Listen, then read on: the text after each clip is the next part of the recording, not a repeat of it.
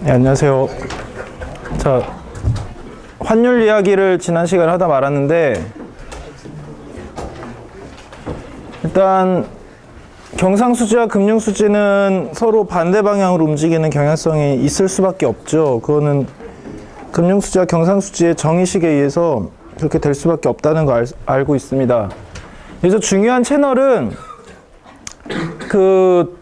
일단 환율 채널이죠. 금융수지와 경상수지 간의 관계는 환율이 매개로 작동을 합니다. 그래서 환율이 상승한다 라는 것은 그 나라 화폐 가치가 상대적으로 다른 나라 화폐 가치에 비해서 가치가 떨어진다는 걸 의미하고, 이것은 이렇게 되면 외국인의 입장에서 봤을 때 국내 상품이 저렴해 보이게 됩니다.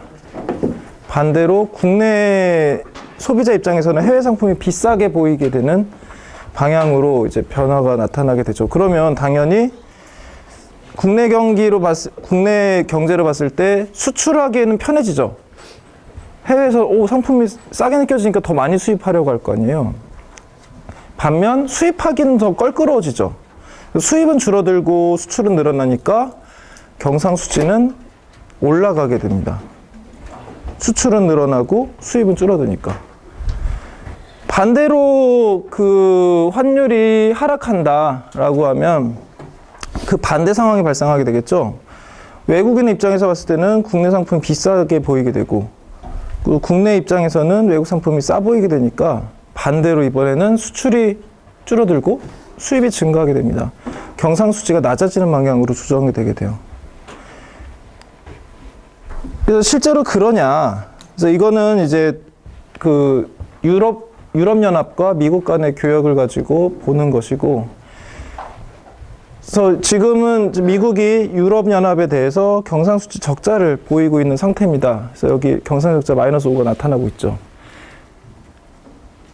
그런데 그렇게 하면 당연히 경상수지 적자니까 미국에서 유럽연합에 지불되는 금액이 더 크다는 거죠. 유럽연합이 미국한테 지불하는 금액보다. 그 차액은 결국 유럽연합에 가게 될 테지만, 유럽연합은 유로화를 쓰기 때문에 달러화를 가지고는 국내에서 뭘 할 수가 없어요. 그래서 결국은 그 자금은 달러의 비축분은 달러의 보유분은 실제로 이제 미국에 투자를 하는 걸로 나타나게 되는 거죠. 그래서 자본 수지는 흑자가 되게 됩니다.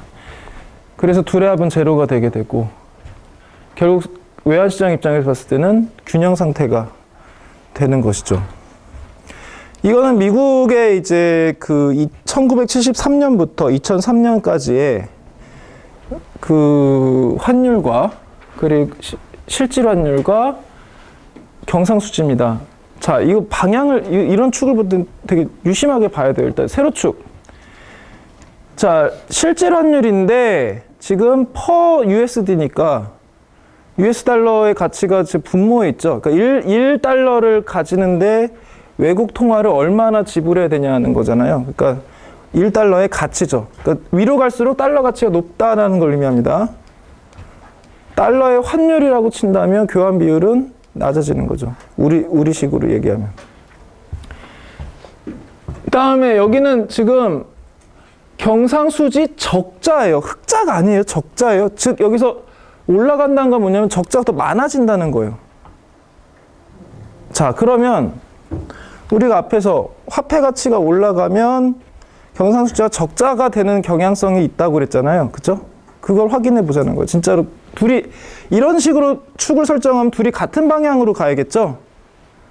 보시면 리얼 익스체인지 레이트와 이 경상수지의 적자는 지금 같이 가는 경향성이 아주 깔끔하게 같이 가고 있지는 않지만 그래도 어느 정도 큰 대세는 같이 가고 있다는 걸 알 수가 있어요. 그렇죠? 그래서 앞에서 얘기했던 논의를 여기서도 한번 확인할 수 있다는 겁니다. 실제 자료로도.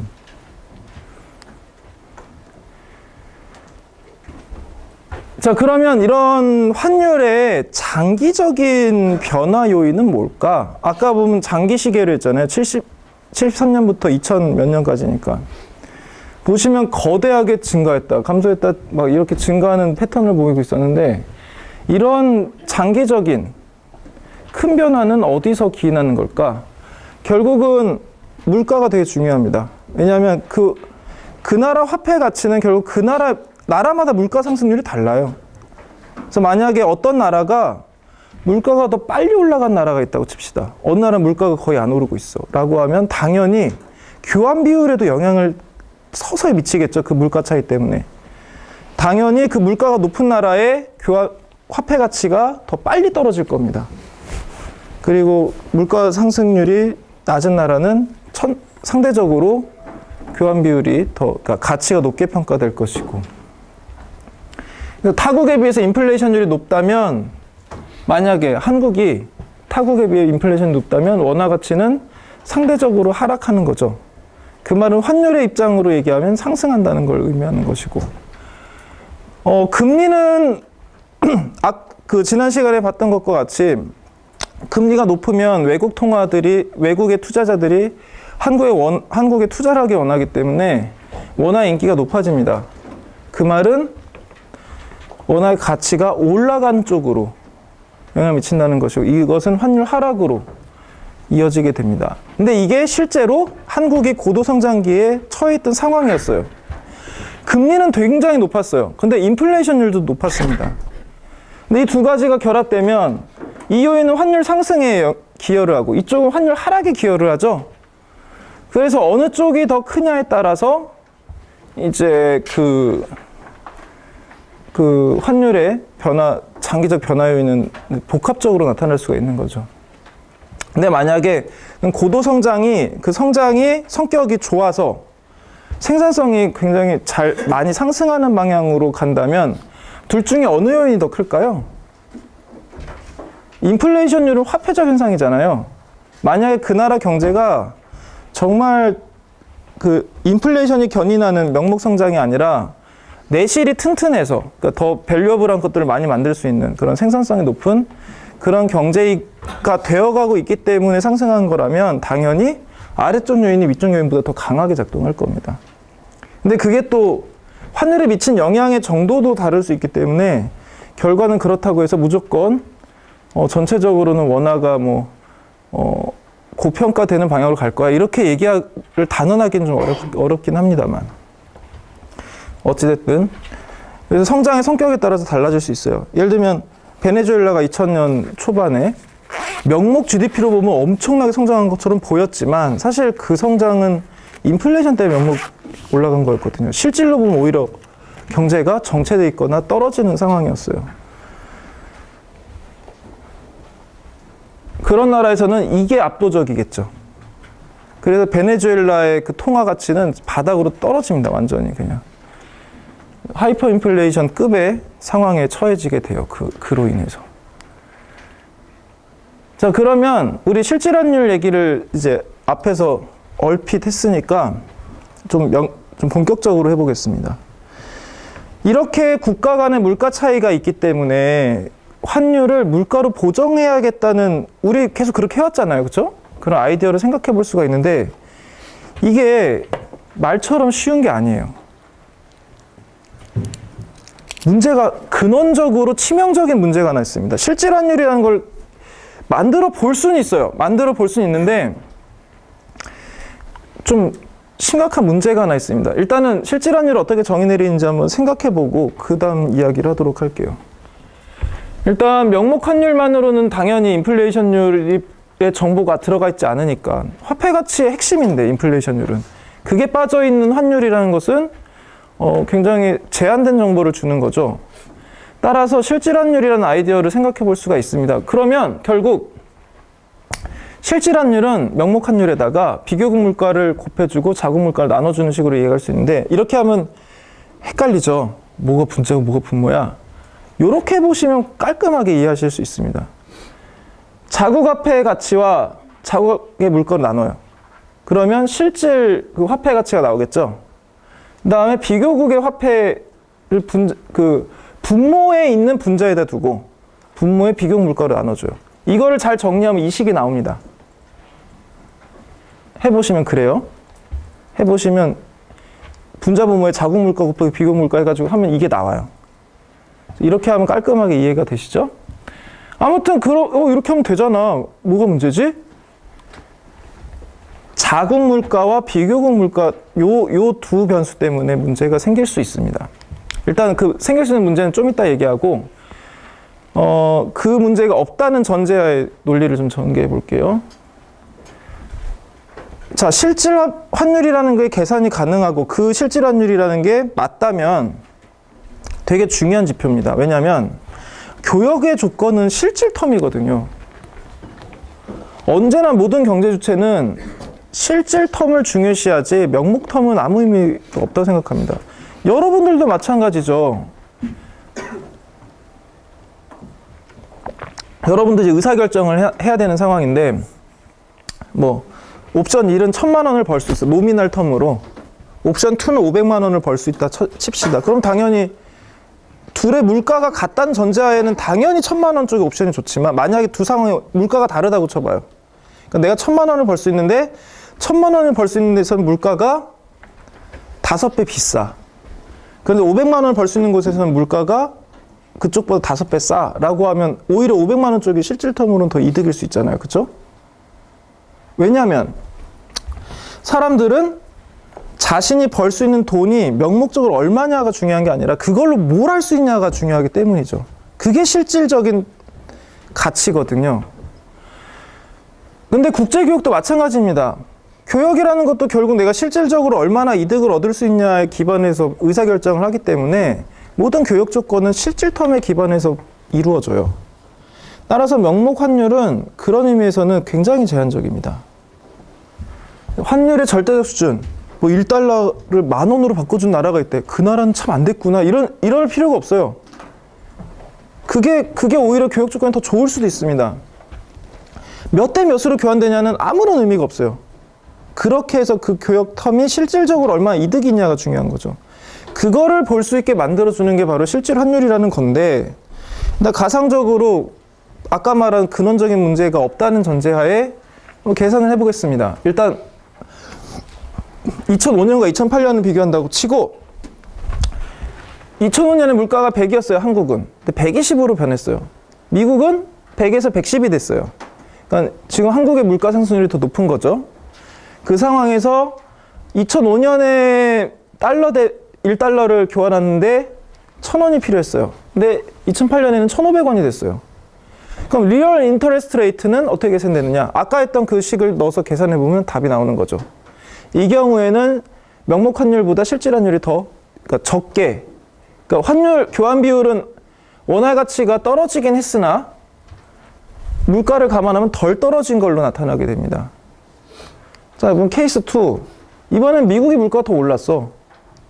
한국은 100에서 110이 됐는데 미국은 100에서 120이 됐어. 그리고 여전히 명목 환율은 2005년에 1,000이었고 2008년에 1,500이었어. 이런 상황이라면 실질 환율은 1,000에서 1,636이 돼서 가치가 명목적인 것보다 더 많이 떨어진 것으로 이제 해석이 될 수 있다는 거죠. 이런 식으로 리얼 인터레스트 레이트를 계산하면 됩니다. 이것도 이제 미국과 멕시코의 이제 실질 환율과 명목 환율인데 이거 페소화의 명목적 가치예요. 그래서 이제 익스체인지 레이트, 그러니까 페소 퍼 US 달러니까 페소화의 환율이죠. 올라간다는 게 페소화의 가치가 떨어진다는 걸 의미해요. 그렇죠? 자, 환율 보면 명목 환율은 페소화가 엄청나게 올라가요. 그 페소의 가치가 그 교환 비율이 많이 달라진다는 거죠. 그런데 실질 환율은 고만고만해요. 그렇죠? 그러니까 실질 교역 조건은 크게 다르지 않은 거예요. 명목 환율은 크게 변한 것처럼 보이지만 왜냐하면 이 차이의 대부분이 물가에 기인한 것이기 때문입니다. 아까도 보셨듯이 실질 환율이 명목 환율보다 낮은 쪽은 낮은 방향으로 조정됐다는 것은 멕시코의 물가가 더 빨리 상승했다는 걸 의미하는 거죠. 그래서 멕시코의 인플레이션율이 미국의 인플레이션보다 높기 때문에 이런 상황이 발생했다. 자, 이제 그러면 이 실질 이자율이 왜 문제가 되는지를 이야기를 하겠습니다. 아까 그 실질 이자율 계산식에 자국 물가와 비교국 물가라는 텀이 들어가 있었죠. 요게 문제예요. 왜 문제냐면 조금 생각해 보면 나옵니다. 자, 물가를 어떻게 산정했는지 한번 상기해 보세요. 어떻게 했었죠? 그 나라에서 거래되는 모든 상품들의 가격을 그 상품들의 거래량을 가중치로 해서 평균을 냈죠. 그런데 국가마다 문화가 다르잖아요. 예를 들면 우리나라는 짜장면이 물가에 포함이 되는데 미국에서는 안 포함될 거 아니에요. 짜장면 별로 안 먹으니까. 어떤 품목은 한국에선 들어가거나 가중치가 다르고 비교국도 물가의 품목의 그 구성 항목과 가중치가 달라요. 그렇게 다르게 구성된 두 프라이스 텀이 들어간 다음에 나눠져. 그런데 교역은 둘이 같은, 여기서 자동차를 팔면 저쪽에 자동차를 사는 거잖아요. 그러니까 뭔가 베이스가 된 변수에 계산 기준이 다른 게 들어가 버리니까 부정확성을 야기합니다. 이 문제를 이제 지금 뭐가 문제냐면 물가 산정의 베이스를 통일해야 되는 문제가 생기는 거예요. 그래서 대안으로 제시된 게 이 PPP입니다. Purchasing Power Parity. 즉 이제는 원래는 각국마다 나름대로의 그 품목들과 가중치가 있었잖아요. 이제 이거를 없애고 세계 공통의 어떤 물건의 그 목록을 작성하는 거예요. 물건의 목록과 가중치를. 그 다음에 그걸 이제 그 상품 베스킷이라고 부르고 커머디티 베스킷을 통일한 다음에 그걸 구매하는데 이제 원화로는 얼마가 드니, 달러화로는 얼마가 드니, 뭐 페소화로는 얼마가 드니 이런 식으로 계산을 해서 공통 물가를 만든 겁니다. 그것을 PPP라고 불러요. 그것을 가지고 실질 환율을 계산한 걸 PPP라고 부릅니다. 자, 여기 근데 이것도 사실은 문제가 있어요. 문제가 있으나 실질 환율의 심각도보다는 덜합니다. 자, 일단 그 한 개의 근원은 일물일가의 법칙 때문인데 뭐냐면 같은 상품이라면 어디서든 같은 가격을 가질 거야. 요겁니다. 빅맥 지수가 구매력 평가설의 아이디어를 좀 아주 심플하게 만든 거죠. 그러니까 커머디티 바스킷을 빅맥 한 개로, 꼴랑 빅맥 한 개로 만들어 버린 거예요. 그렇게 해서 만든 건데 구매력 평가에서 하는 그 커머디티 바스킷은 훨씬 복잡합니다. 당연히 세심하게 골라줬겠죠. 이 일물일가의 법칙은 상품의 성격에 따라서 잘 맞는 상품군이 있고 잘 안 맞는 상품군이 있어요. 예를 들면 공산품에는 잘 맞습니다.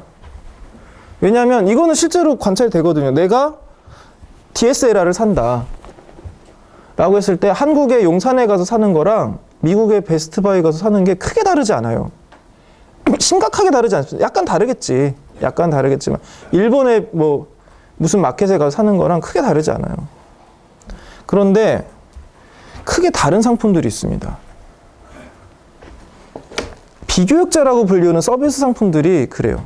그러니까 예를 들어서 똑같은 그 능력을, 기능을 가진 미용사한테 머리를 깎는다고 했을 때 한국에서 깎는 거랑 일본에서 깎는 거는 천차만별의 가격 차이가 있습니다. 택시도 그런 것 중에 하나예요. 그래서 실제로 외국에 장기 체류한 사람들이 외국에 머무를 때는 수염을 기르다가 수염과 머리 안 깎고 장발로 살다가 가끔 한국에 들어오면 머리 확 깎고 가버린 걸 종종 볼 수가 있는데 이발 비용은 비싸서.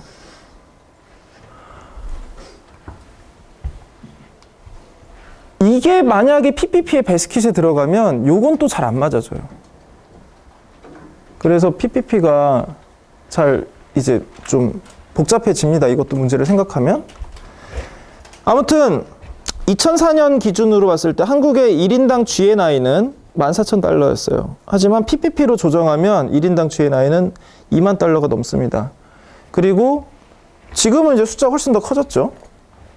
그래서 PPP로 조정한 명목 GNI는 이태리보다 우리나라 낮은데 PPP를 조정하면 우리나라 이태리를 넘어요.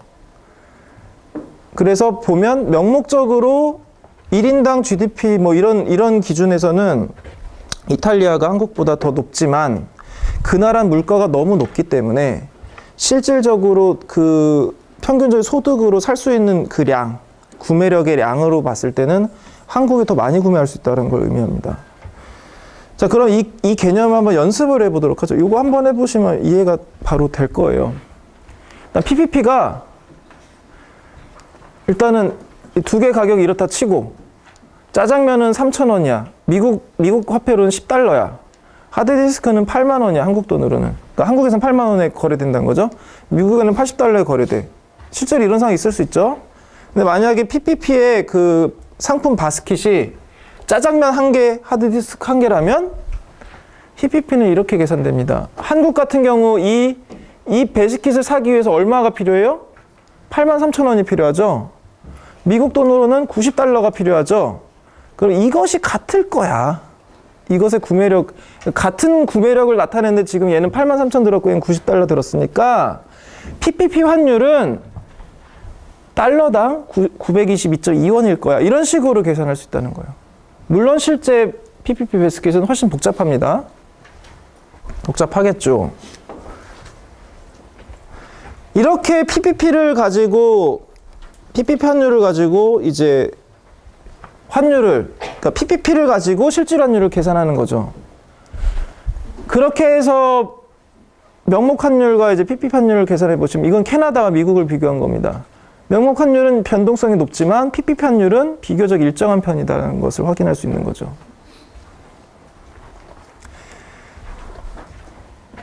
그러면 PPP의 오차는 어디서 나타나는 거예요?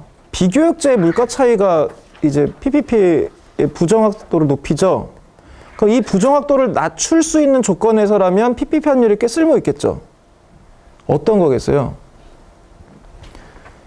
두 나라의 비교역제 물가 수준이 비슷한 나라라면 PPP가 잘 맞겠죠.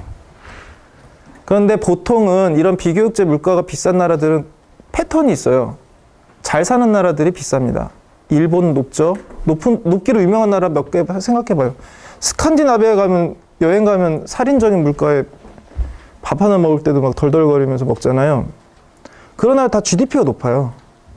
우리나라도 원래 물가가 낮은 편인 나라였는데 점점 높아지고 있죠. 우리나라도. 대체로 1인당 GDP가 높은, 즉 성장을 많이 한 국가들은 물가도 높은 경향이 있습니다. 사실 그렇게 된 이유는 비교역제가 교역이 안 되기 때문이에요. 자, 교역제는 그걸 이제 제가 그냥 구두로만 간단하게 한번 설명해 보겠습니다. 교역제는 교역이 되죠. 그러니까 가격이 평준화돼요. 그런데 그런 상품들은 어떤 성향이 있냐면 기술 진보가 급격하게 성장하는 경향이 있습니다. 공산품들이 대체로 그렇거든요. 전자제품이라든가 자동차, 뭐 컴퓨터 이런 애들이 교역제고 대체로 평준화돼 있어요. 그런 어느 정도냐면 이제 뭐 어떤 기업이 신제품 발표하면서 미국에서 먼저 발표한다고 쳤을 때 뭐 몇 달러야라고 하면 우리나라 가격이 바로 견적이 나오는 거 나오잖아요. 그 정도로 명확해요. 그래서 걔네들은 생산성이 빠르게 증가하는 속성이 있습니다. 그러니까 노동자 1인당 그 만들 수 있는 가치량이 점점 빨리 증가하는 성향이 있어요. 다른 산업에 비해서. 비교역제는 상대적으로 그게 더딥니다. 지금 아무리 바리깡이 발전하고 뭐 이래도 1인당 깎을 수 있는 머리의 량?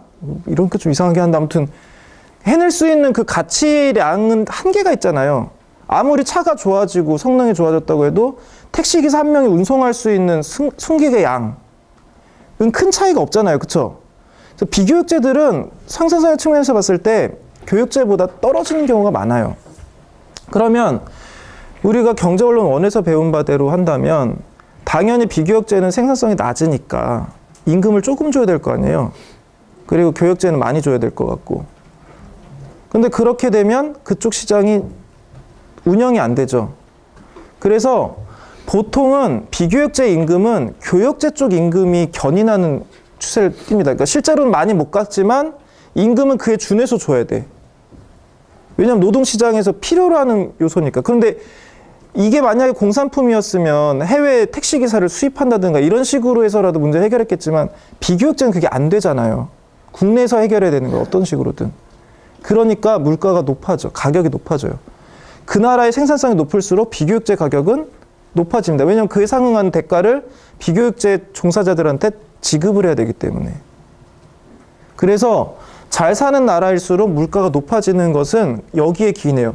그래서 가만히 생각해 보시면 잘 사는 나라가 물가가 높긴 한데 그게 비교역제 한해서 높다는 걸 알 수 있습니다. 그러니까 예를 들어서 DSLR을 뭐 노르웨이에서 산다고 해서 뭐 10배 비싸게 사고 이러진 않아요. 택시비는 10배 낼 수도 있어요. 우리나라보다. 아무튼 그래서 만약에 경제발전 수준이 유사하다면 비교역제 가격이 비슷할 거고 그러면 PPP로 계산했을 때 의도치 않은 오차의 가능성이 적어지겠죠. 그래서 경제발전 수준이 비슷한 국가 사이의 명목 환율은 PPP 환율로 잘 설명할 수 있다는 겁니다.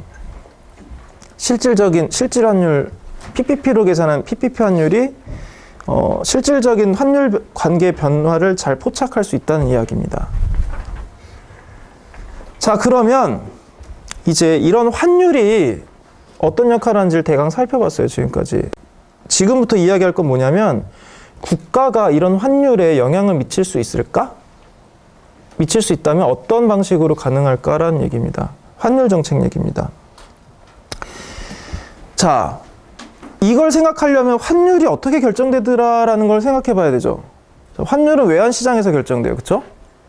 외환시장에서의 화폐에 대한 수요와 공급에 의해 결정됩니다. 자, 그럼 정부가 무엇을 할 수 있는가? 이와 관련해서 할 수 있는 게 뭐가 있는가를 검토해야겠죠. 정부, 특히 중앙은행이 화폐를 발행할 수 있다는 걸 우리는 알고 있습니다. 그렇죠? 그 말은 화폐 수요와 공급 중에서 만약에 외환시장에 이제 주어가 원화인 외환시장이라고 했을 때 원화의 공급에 영향을 엄청나게 미칠 수 있다는 뜻이죠. 원화를 발행할 수 있다며. 혹은 원화를 증발시킬 수도 있죠. 그러니까 중앙은행은 시중에 있는 원화의 양을 증가시킬 수도 있고 감소시킬 수도 있어요. 그 말은 환율을 바꿀 수 있다는 뜻이죠. 중앙은행이 맘만 먹으면. 그것도 그냥 바꿀 수 있는 정도가 아니라 엄청나게 마음대로 바꿀 수 있습니다. 마음을 먹으면. 근데 이제 그걸 너무 마음대로 하게 되면 부작용이 있으니까 마음대로 하진 않지만. 그래서 이런 환율을 영향 미치는 방식이 여러 가지 방식이 있는데 크게 둘로 나뉩니다. 고정환율 제도와 변동환율 제도예요. 고정환율 제도는 좀 더 통제력을 강하게 두는 제도입니다. 즉 당국이 원화와 달러의 교환 비율은 1,100원으로 하겠습니다 하고 정하고 그게 되도록 화폐량을 조절하는 거예요. 그것을 고정환율 제도라고 하고, 변동환율 제도는 시장에서 결정되는 환율을, 그냥 외환시장에 결정된 환율을 그대로 두는 거예요. 말 그대로. 그리고 절충적 환율 제도도 있습니다. 고정환율제와 변동환율제의 하이브리드도 있어요. 실제로 한국 같은 경우 고정환율제에서 변동환율제로 갈 때 어떻게 갔냐면 바로 11월 며칠부터 고정환율제에서 변동환율제로 됩니다 이렇게 하지 않고, 왜냐하면 그렇게 하면 엄청난 혼란을 야기할 테니까 처음에는 고정환율제에서 고정의 폭을 푸는 거예요. 그러니까 원래는 1,100원에 칼같이 맞췄는데 이제 1,100 플러스 마이너스 5원에 맞춘다는 식으로 그 안에서 시장의 변동에 남기는 거예요. 하지만 그걸 초과하면, 그 밴드를 초과하면 당국이 조정에 나서는 거고, 그런 식으로 그 폭을 점점 넓혀요. 그러다가 이제 무한대로 풀어버리면 완전 변동환율제가 되는 거죠. 근데 지금도 한국은 변동환율제의 폭이 조금 있습니다. 많이 넓어지긴 했지만 여전히 존재해요. 하지만 어떤 나라들은 그런 폭이 아예 존재하지 않는 나라들도 있습니다. 그러면 당국이 환율을 고정한다고 선포하고 그 고정을 유지한다고 했을 때 그걸 어떻게 가능하게 할 것이냐, 요걸 생각해 봐야겠죠. 고정하는 방법이 크게 세 가지가 있어요. 하나는 외환시장에 직접 개입하는 겁니다. 그러니까 외환시장의 참가자로 그냥 중앙은행이 들어가서 사거나 팔거나 할 수 있는 거죠. 그 다음에 이자율을 조정하는 방식이 있을 수 있어요. 이거는 이제 간접 채널을 사용하는 거죠. 그 다음에 외환량을 직접 통제하는 수가 있습니다. 이건 말 그대로 외환 자체를 직접 컨트롤한다는 거죠. 각각을 살펴보면 외환시장 개입을 먼저 보죠. 자, 중앙은행이 있습니다. 한국은행이 있고요. 외환시장이 이렇게 있어요. 자, 중앙은행도 원화를 갖고 있고 외환도 갖고 있습니다. 외환보유고가 있기 때문에 보통 많은 중앙은행은 자국화폐와 함께 외환을 갖고 있어요. 다만 둘의 차이는 뭐냐면 자국화폐는 중앙은행이 마음대로 찍거나 증발시킬 수 있지만 달러는 뭐 실제 뭐 증발하려면 증발할 수 있죠. 뭐 태워버리면 되니까. 근데 그건 이제 이득될 게 전혀 없으니까 안 하는 짓이고, 찍어낼 수도 없죠. 찍으면 이제 미국이 되게 싫어하겠죠. 너 우리 돈 찍어갔다며? 뭐 이러면서 전화 오겠죠? 그러니까 이거는 자기 마음대로 할 수는 없어요. 어디선가 거래를 통해서 들어오게 된 겁니다. 하지만 원하는 마음대로 찍을 수 있어요. 외환시장에도 당연히 외환시장이니까 그 본국 화폐와 외국 화폐가 같이 공존하고 있겠죠. 그러면 중앙은행은 만약에 환율을 하락시키고 싶어, 그러니까 즉 원화 가치를 상승시키고 싶어라고 하면 어떻게 하면 되겠어요? 원화를 귀하게 만들면 되죠. 원화를 달러를 주고 사들이는 겁니다. 시장에서. 그러면 당연히 환율이 하락할 겁니다. 반대로 환율을 상승시키고 싶어, 원화 가치를 하락시키고 싶어. 그러면 이제 원화를 흔하게 만들면 되죠. 시장에서 달러를 사면서 원화를 계속 푸는 거예요. 이런 식으로 계속 해나가면 됩니다. 그러면 당연히 외환시장에서 영향을 받겠죠. 자, 여기 있는 이 그래프는 지금 세로축이 원화의 가치예요. 그러니까 익스체인지 레이트의 역수예요. 자, 그리고 가로는 원화의 량입니다. 외환시장의 상태예요. 그러니까 원화를 베이스로 해서 지금 기술하는 거죠. 외환시장에서의 원화 수요가 이렇게 있고 공급이 이렇게 있습니다. 만약에 당국이 이 원화의 가치가 지금 마켓 이퀄리브리엄 여기인데 더 올리고 싶어 라고 한다면 어떻게 해야 되겠느냐. 아까 말씀드렸듯이 원화를 사들이고 달러를 파는 거죠. 시장에서. 그렇게 되면 당연히 원화의 디맨드 사이드에서 디맨드가 올라간 것처럼 보이겠죠? 그렇게 해서 맞춰주는 겁니다. 반대로 이렇게 되면 이제 자기가 갖고 있는 외환을 사용하게 되죠. 그래서 외환 보유고가 하락하게 됩니다. 반대로 외환시장에 개입한다라고 한다면 이번엔 낮춘다 라고 하면 그 반대로 하면 되죠. 원화를 팔고 이 외환시장에서 달러화를 이렇게 사들이는 거죠. 그러면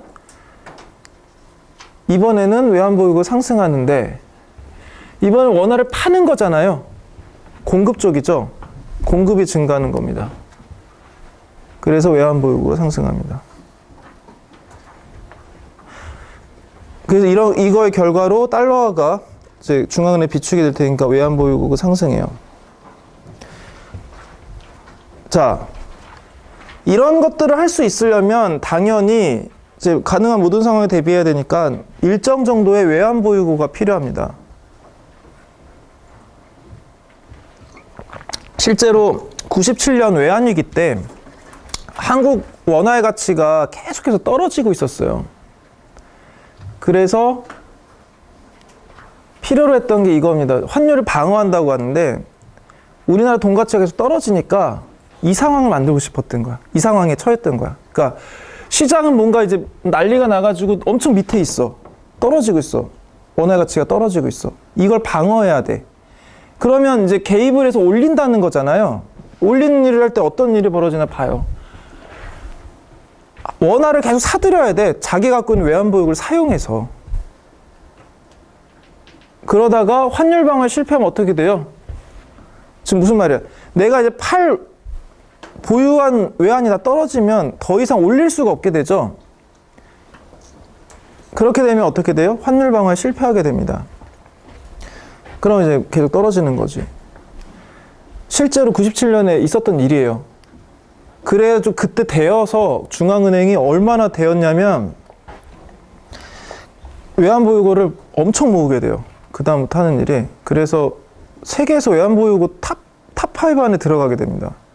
나라 사이즈는 그렇게 큰 나라가 아닌데 가지고 있는 외환의 량은 굉장히 많은 축에 속한 나라가 돼요.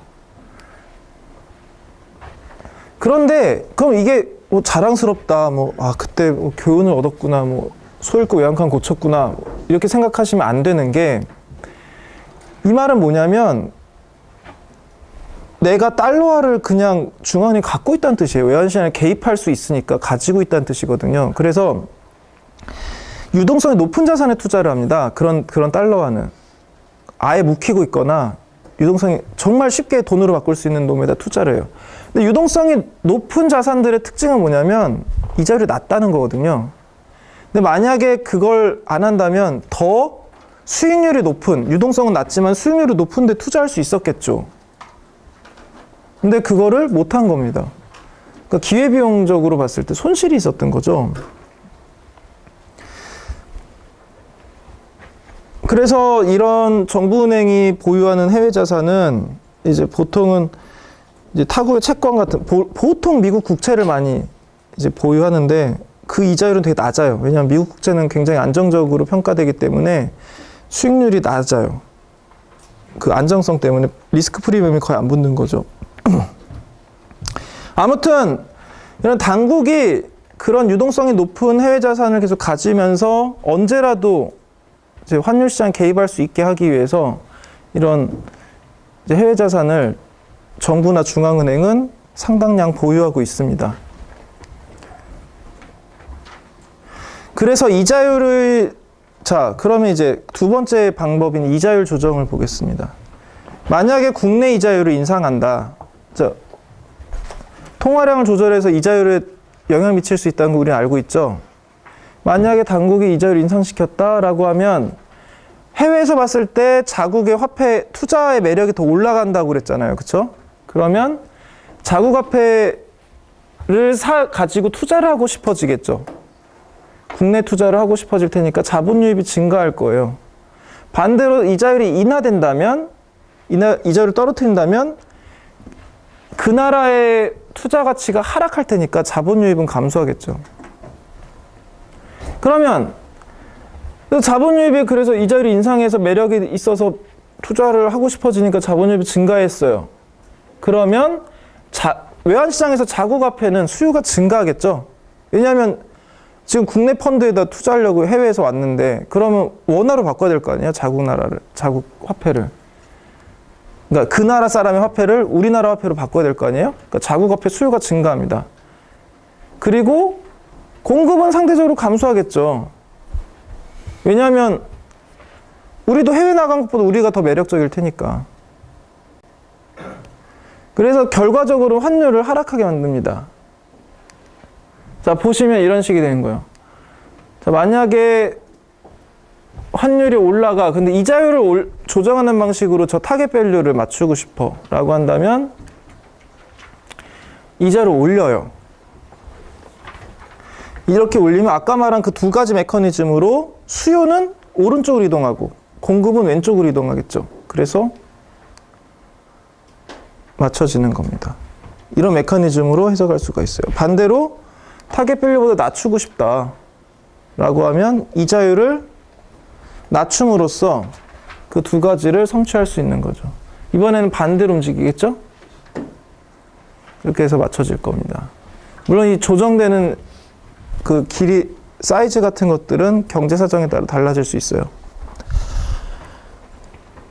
그리고 세 번째, 마지막 방법의 외환 통제는 가장 직접적으로 생각해 볼 수 있는 방법이긴 하지만 효율성의 측면에서는 가장 안 좋습니다. 사실 이런 경제가 복잡해지면 복잡해질수록 단순하게 제도로 정했을 때 그 제도의 취지에 안 맞는 케이스들, 상상도 못했던 케이스들이 발생할 가능성이 높기 때문에 복잡한 경제일수록 직접 컨트롤하는 것보다는 간접적인 채널을 사용하는 게 좀 더 부작용이 적어요. 그래서 외환 통제는 이런 겁니다. 개인이 외화 구매 권리를 당국이 법적으로 뭐 해외여행할 때 100달러 이상 안 돼 이런 식으로 정하는 거예요. 실제로 한국도 그랬던 적이 있습니다. 그런 식으로 구매 허가 범위를 조정하면 외환시장에서 내가 살려고 해도 1인당 그 한계량 때문에 살 수 있는 양이 제한이 되죠. 그래서 통제를 할 수가 있어요. 그리고 이걸 완화시킴으로써 늘릴 수도 있고. 자화폐 공급을 조절하는 겁니다. 이런 방식으로.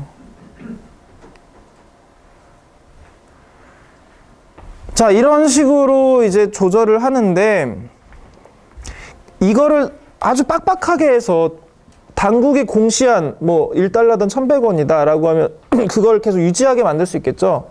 앞에서 말하는 수단들을 구사함으로써. 고정환율 제도를 실시하게 되면 일단 당국이 1,100원이라니까 앞으로도 교역할 때 1,100원이겠구나 생각할 수 있잖아요.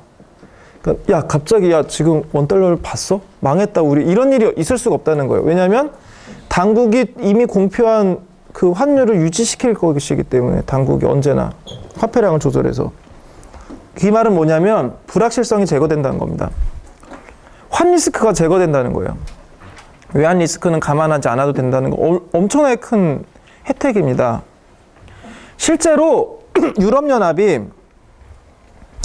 이제 원래 유럽 소국들로 흩어져 있다가 합쳤잖아요. 유럽연합으로 합치면서 사전적으로 했던 게 그 나라들 사이에, 그러니까 프랑스랑 독일, 뭐 프랑스랑 스페인, 뭐 이런 식으로 그 국가들 사이에 화폐 교환 비율을 일정하게 통일시켰어요.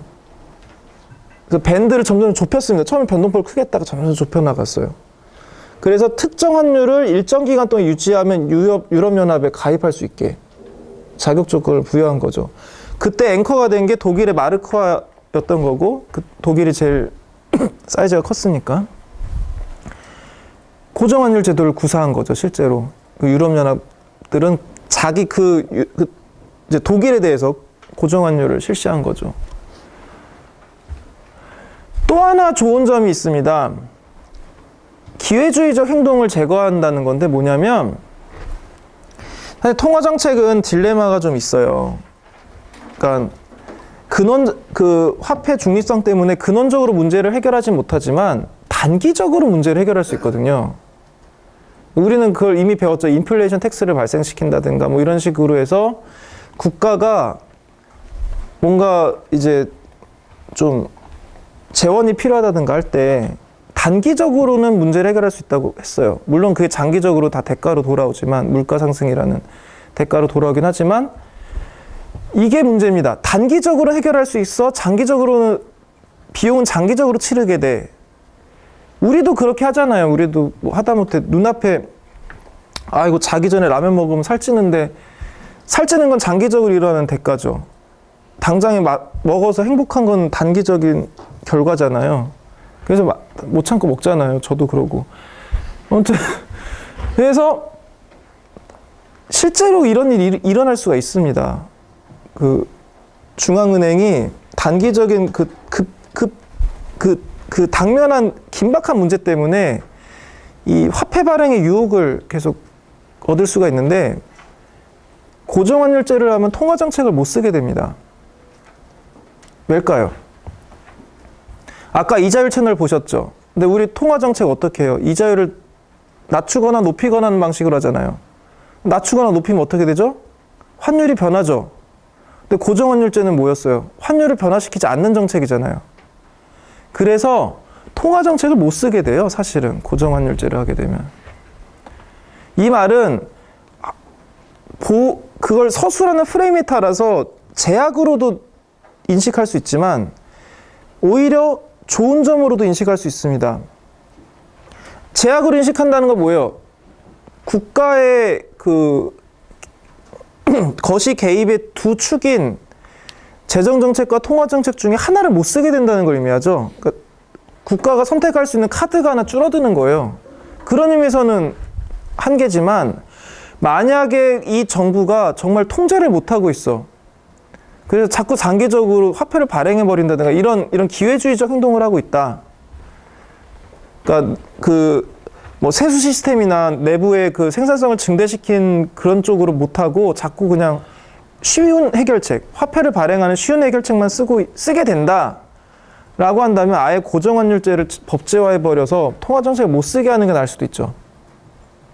실제로 아르헨티나가 이런 유사한 문제로 재정적자 문제를 자꾸 화폐 발행으로 해결하려고 하게 되면서 인플레이션이 너무 격심하게 나자 했던 조치 중에 하나입니다. 그냥 아르헨티나가 달러에 환율을 고정시켜버렸어요. 그래서 통화정책 아예 못 쓰게 묶은 거죠. 일종의 이것도 옛날에 신화로 보면 그 세이렌 신화랑 비슷한 거죠. 중앙은행이 자꾸 그 세이렌의 음악 소리만 들으면 화폐를 발행하니까 야, 나 팔 묶어. 묶는 게 이제 그 고정환율 제도를 한 거죠. 왜냐하면 고정환율 제로 하면 통화정책 못 쓰니까. 그럼 세이렌의 노랫소리를 들어도 이제 통화정책 못 쓰게 되니 기회주의적 행동을 못 하게 되겠죠. 좀 이따 또 얘기를 하겠지만 이 거시 경제에서 당국의 행동은 익스펙테이션에 영향을 미치거든요. 이게 되게 중요한 채널이라는 거 우리는 계속 배우고 있죠. 필리스 커브 때도 배웠고. 그래서 이런 신뢰성이 높게 형성되면 굉장히 높은 효율성을 발휘합니다. 하다못해 디스인플레이션을 하게 돼도 그 리세션 갭이 있는 기간을 단축시킬 수 있어요. 당국이 진짜로 얘네들이 디스인플레이션 하겠구나라는 신뢰가 만약에 이론적으로는 얘기할 수 있는 100%라면 저 은행은 정말 한다면 해. 중앙은행은 한다면 해. 그러면 인플레이션을 뭐 2%로 낮추겠습니다라고 하면 사람들 철석같이 믿는다? 아, 그 2% 되겠구나 하고 바로 그냥 우리 내년 2% 될 게 확실해. 저 중앙은행 한다면 하잖아? 이런 식의 형성이 되면 아예 리세션 갭이 생성되지 않고도 기대 인플레이션이 낮아질 수도 있어요. 물론 이론적인 거지만. 그러니까 신뢰도가 높을수록 그 거시경제가 치러야 되는 비용이 낮아지는 겁니다. 신뢰도가 되게 중요한데 사실 이미 신뢰를 잃은 아르헨티나 중앙은행의 입장에서는 이런 방식으로 신뢰를 획득하게 된다면 꽤 큰 이득을 얻을 수도 있는 거죠. 그래서 고정환율제 문제점은 아까 약간 힌트를 드렸지만 이 두 가지 측면을 얘기할 수 있습니다. 먼저 환율 방어를 위해서, 환율 고정을 위해서 외환이 필요해요. 그래서 이 외환은 유동성이 높은 수익률이 낮은 자산에 투자돼서 대기 상태, 5분 대기조 같은 상태에 있는 거죠. 야, 환율 방어해야 된다고 옙 하고 바로 출동해야 되니까 수익률이 낮은 자산에 투자돼 있습니다. 그래서 이 말은 뭐예요? 환율 방어의 필요성이 없다면 얘는 좀 더 수익률이 높은 자산에 투자했을 거잖아요. 그 갭만큼의 기회비용을 사실은 중앙은행이 내고 있는 거죠. 지불하고 있는 거죠. 그 다음 통화정책을 못 쓰게 돼요. 따라서 그 당국이 할 수 있는 양대 정책축 중에 한 축을 못 쓰게 되는 겁니다. 그래서 경기 안정과 물가 안정을 위해서 통화 정책은 쓸 수 없게 되고 이제 재정 정책만 이제 쓸 수 있는, 재량적으로 쓸 수 있는 그 통로가 되는 거죠. 외환 통제는 이건 일찌감치 너무 부작용이 많아서 이제 경제가 복잡한 경제에서는 거의 채택하지 않고 있는 건데 수출이나 수입의 유인을 왜곡하기도 하고 그다음에 이제 그 우회에서 외환을 획득하려는 그런 시도들이 부패를 야기한다든가 이런 다양한 부작용을 낳게 됩니다. 기본적으로 외환 통제는 굉장히 비효율적인, 비효율성을 야기하게 돼요. 자, 그러면 이제 이 환율과 거시 경제 정책의 관계에 대해서 이야기를 좀 해보겠습니다. 지금까지는 환율 정책 그 자체만 얘기했잖아요. 이제부터는 우리가 앞에서 배운 그 거시 경제에 대한 그 모형들을 종합을 해서 오픈 이코노미가 됐을 때 이 환율이 어떤 영향을 미치는지를 이야기를 해보도록 하겠습니다.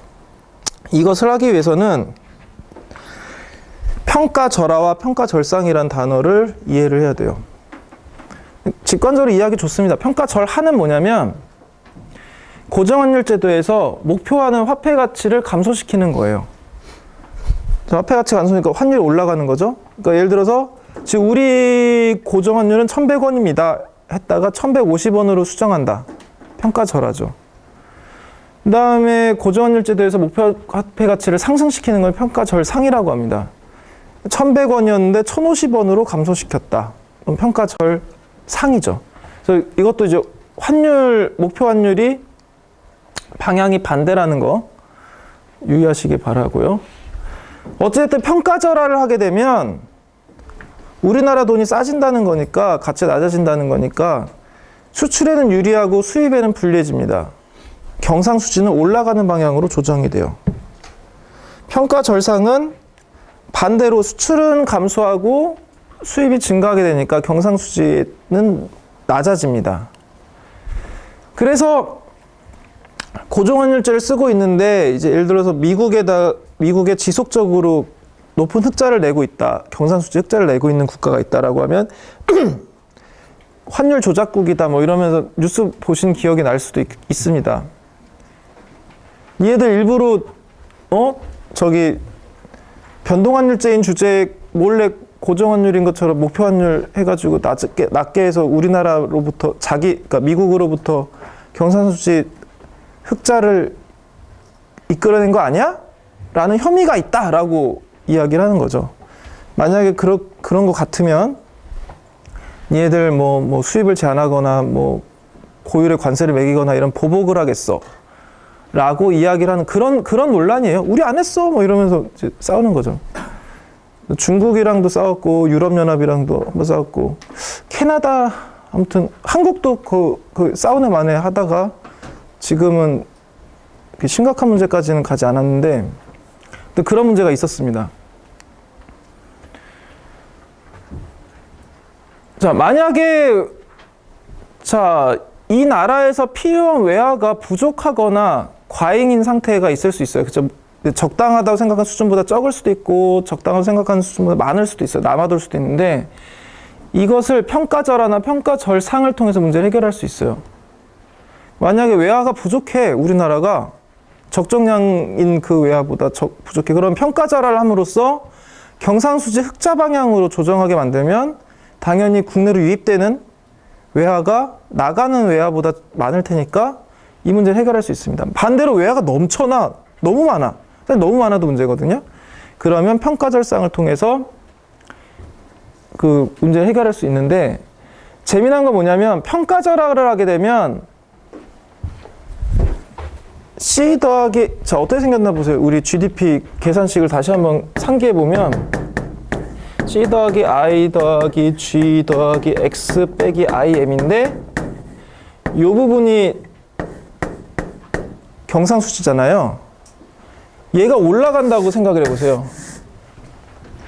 그러면 마치 자발적 총지출의 변화처럼 얘도 GDP를 올리겠죠. 그 다음에 다시 승수효과가 작동해서 추가로 더 올라가겠죠.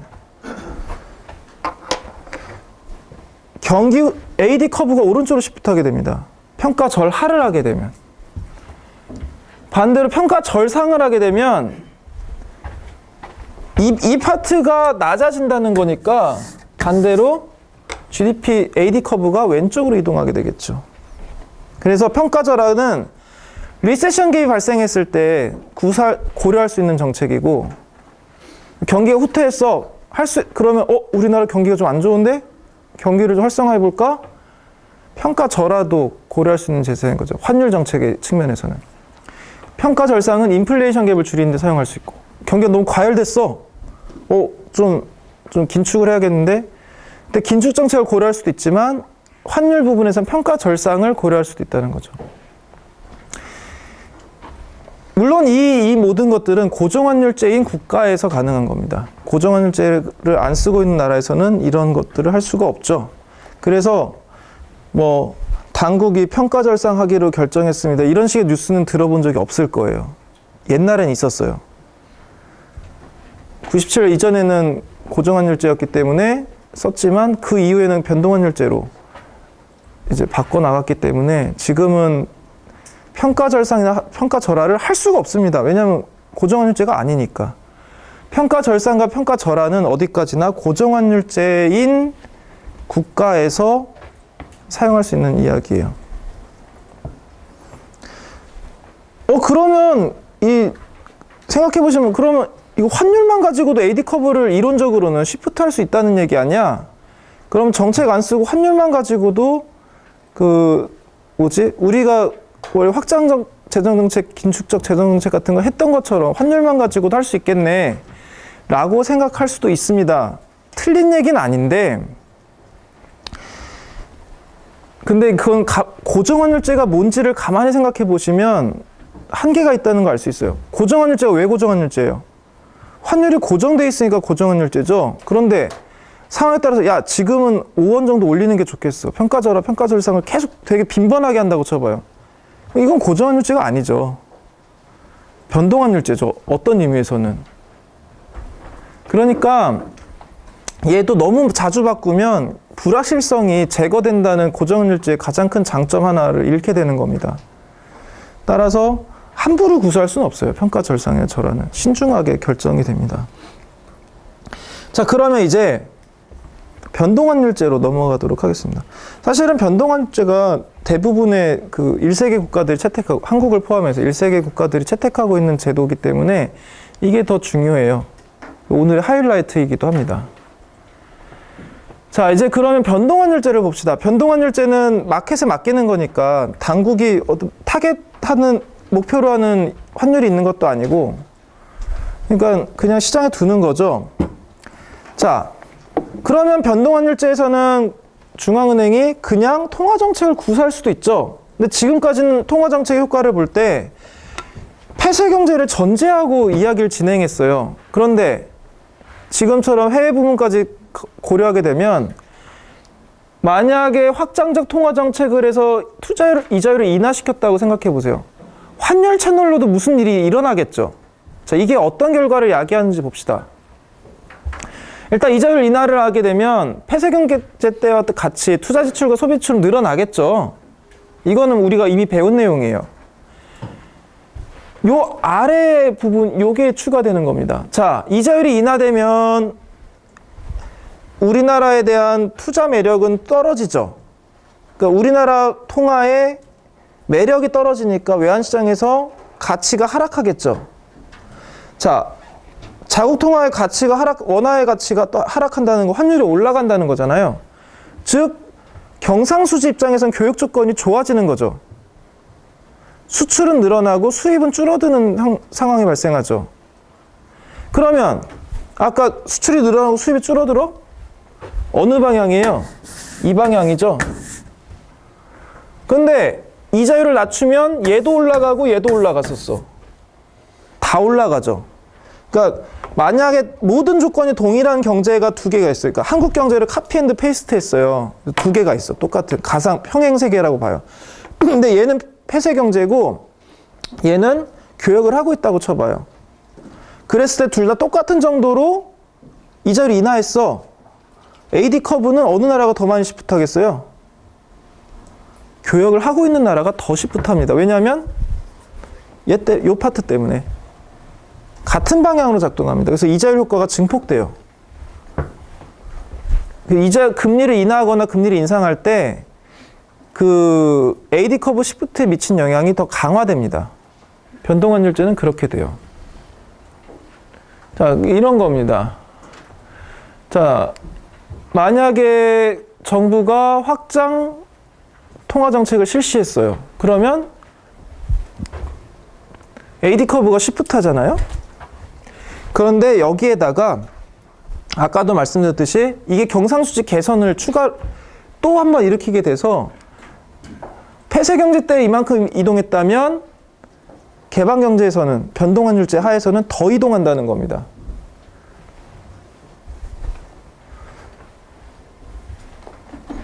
따라서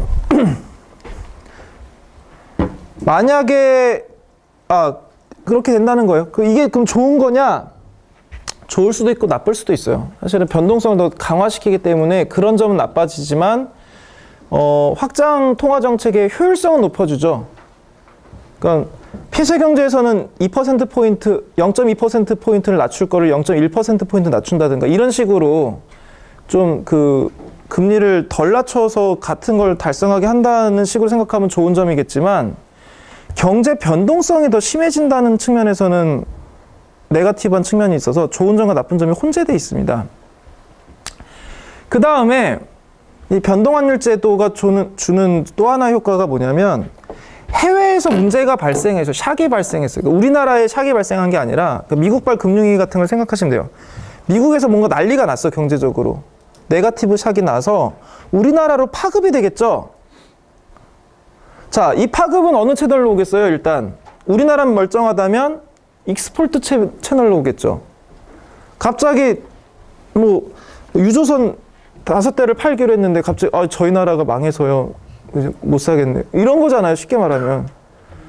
익스포트가 감소하면서 샥이 옵니다. 그럼 AD 커브가 왼쪽 시프트잖아요. 그러면 그래서 이제 X가 줄었어. 그러니까 여기 익스포트가 줄었다는 거예요. 자, 그러면 일단은 GDP가 감소할 테니까 해외 총수가 감소하니까 고정환율제 입장에서 보세요. 그럼 해외 총수는 감소하지. 그러면 우리나라의 화폐 수요자들 중에 외국인들의 수요가 감소하겠죠. 그러면 해외 그 외환 시장의 디맨드 커브가 왼쪽으로 이동하겠죠. 그러면 환율이